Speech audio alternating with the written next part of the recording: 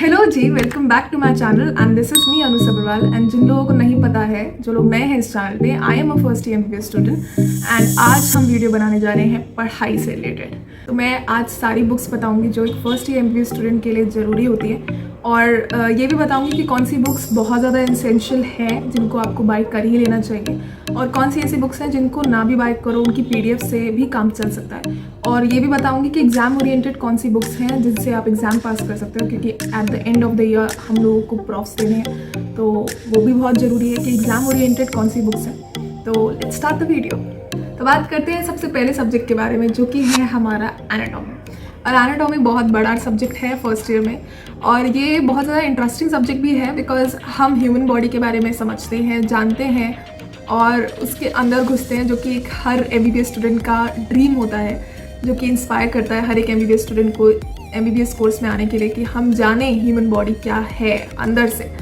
But ये बहुत difficult भी है, मतलब इंटरेस्टिंग है, समझ में आए तो बहुत अच्छा, वरना थोड़ा सा टफ बन जाता है। और ये बहुत वास्ट है, इसमें जितना पढ़ना चाहो आप उतना पढ़ सकते हो, इसमें कोई लिमिट नहीं है इस सब्जेक्ट में। बट स्टिल फर्स्ट ईयर के अकॉर्डिंग थोड़ी लिमिट मेंटेन करनी पड़ती है, क्योंकि हमारे पास टाइम बाउंडेशन बहुत ज़्यादा होता है और हम सब चीज़ें एक साथ नहीं पढ़ सकते। तो इसके लिए हमें बुक्स चाहिए होती हैं ये 4 मॉड्यूल आप देख रहे हो, first, second, third and fourth. ये है हमारी BDC, human anatomy by BDC Chaurasia हम बोलते हैं। और these all 4 books are sufficient. आप फर्स्ट ईयर में अपना एनाटॉमी इन 4 बुक्स से कंप्लीट कर सकते हो। But at the same point of time मेरे पास और भी बुक्स हैं जो कि मैं यूज़ करती हूँ कुछ चैप्टर्स के लिए, जैसे कि हमारी आईबी सिंह है। ये इसका वॉल्यूम 2 है, जो कि लोअर लिम और एब्डोमेन के लिए है। मैंने इसको भी थोड़ा बहुत रेफर किया था एब्डोमेन के लिए।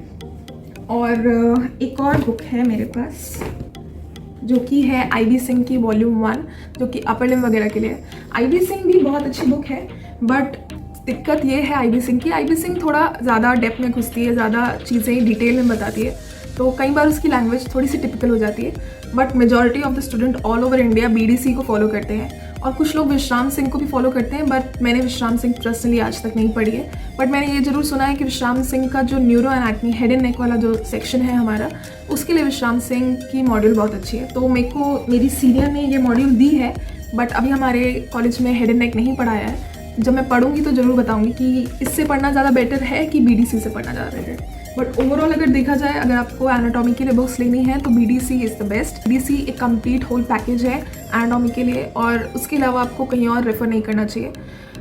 गोल्ड स्टैंडर्ड बुक अगर आप एनाटॉमी के लिए मुझसे पूछोगे तो वो है ग्रेज एनाटॉमी, जो कि बहुत बड़ी और बहुत एक्सपेंसिव बुक है।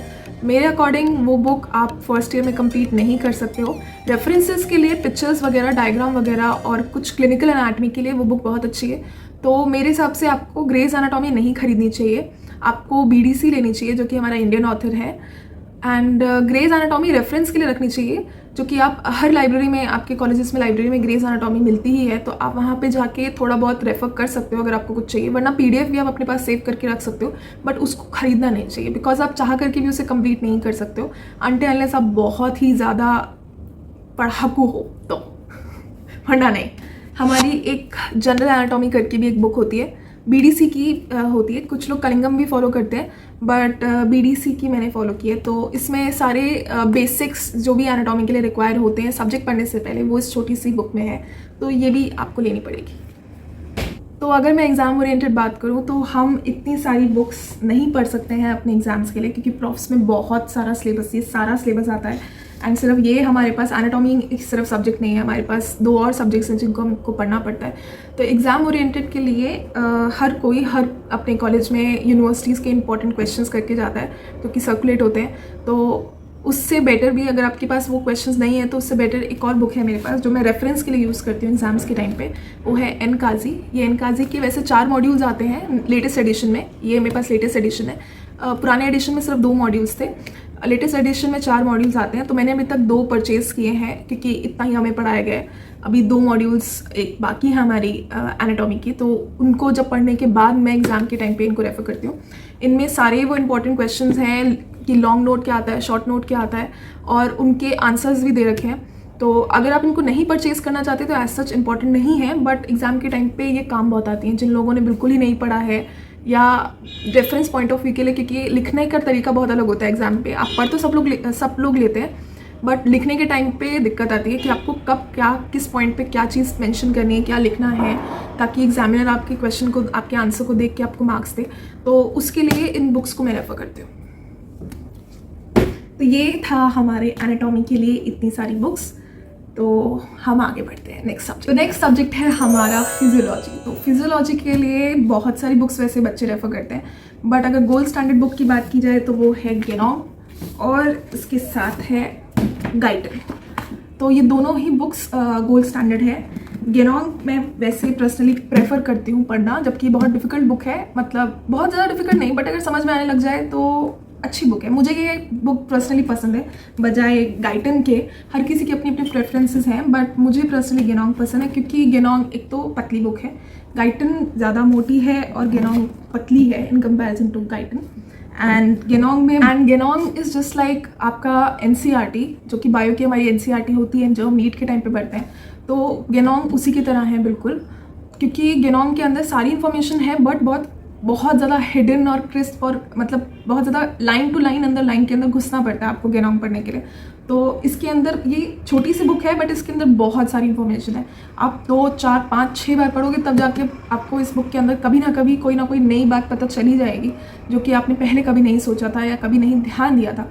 इस मामले में मुझे ये बुक अच्छी लगती है। आप गेनोंग तभी समझ सकते हो जब आप ऑलरेडी कोई रिसोर्स फॉलो कर रहे हो, वीडियो रिसोर्स, या आप कॉलेज वगैरह में अच्छे से समझ के आते हो।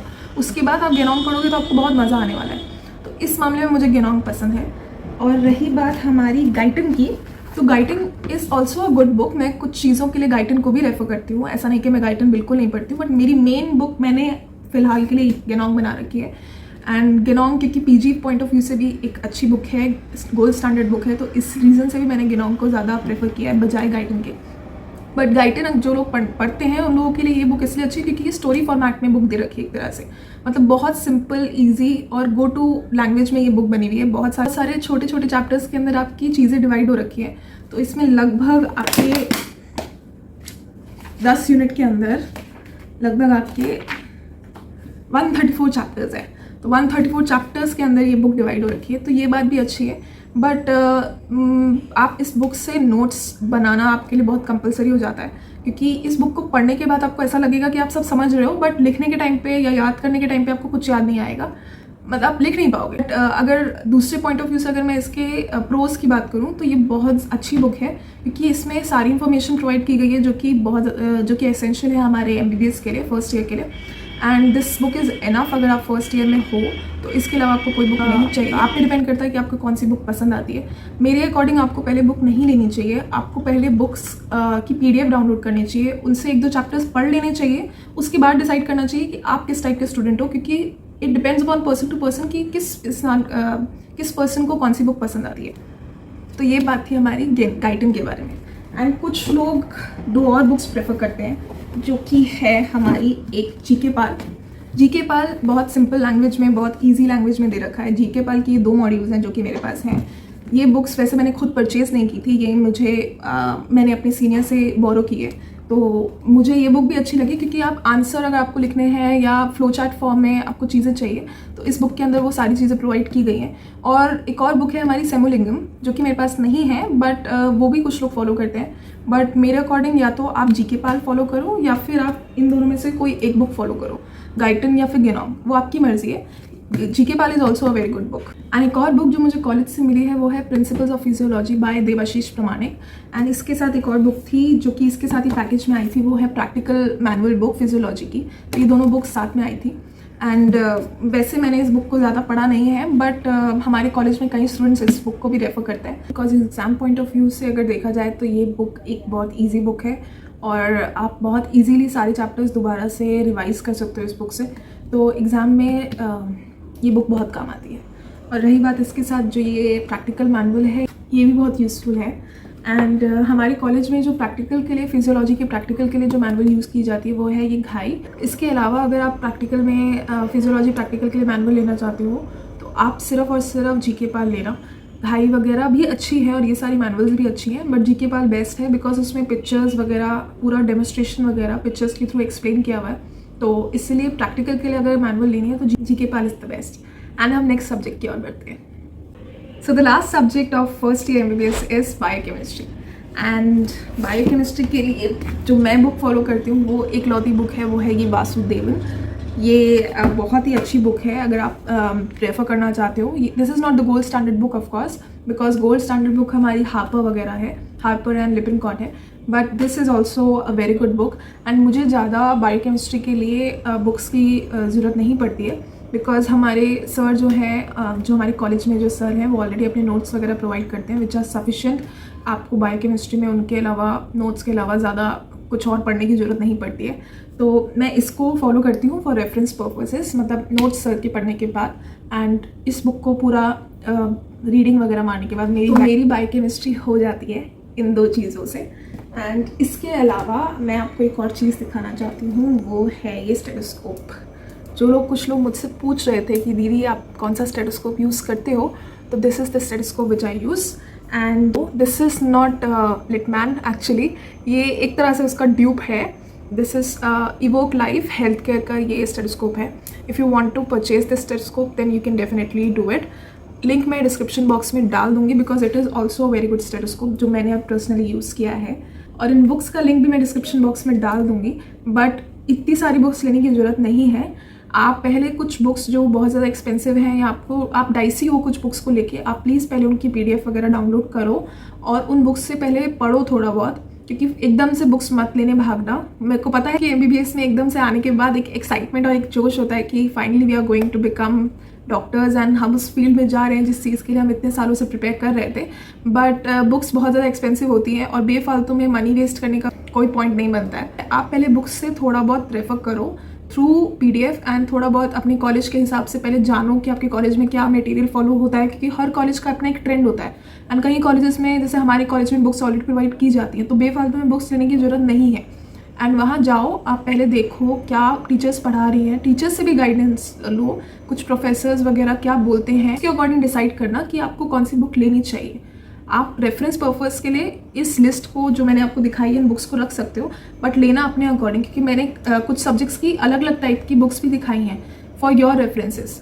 बट आप एक सब्जेक्ट के लिए एक ही बुक फॉलो करना, ज़्यादा मटेरियल यूज़ करने की ज़रूरत नहीं है MBBS में। हर सब्जेक्ट के लिए अपना एक कोर बुक स्टैंडर्ड फॉलो करो और बाकी रेफरेंस के लिए रखो। एंड दिस इज़ इट, आज की वीडियो में इतना ही था। एंड आई होप मेरी एडवाइस लोगों को अच्छी लगे, और जो भी जूनियर्स ये वीडियो मेरी देख रहे हैं, आई होप कि this video would be helpful for you.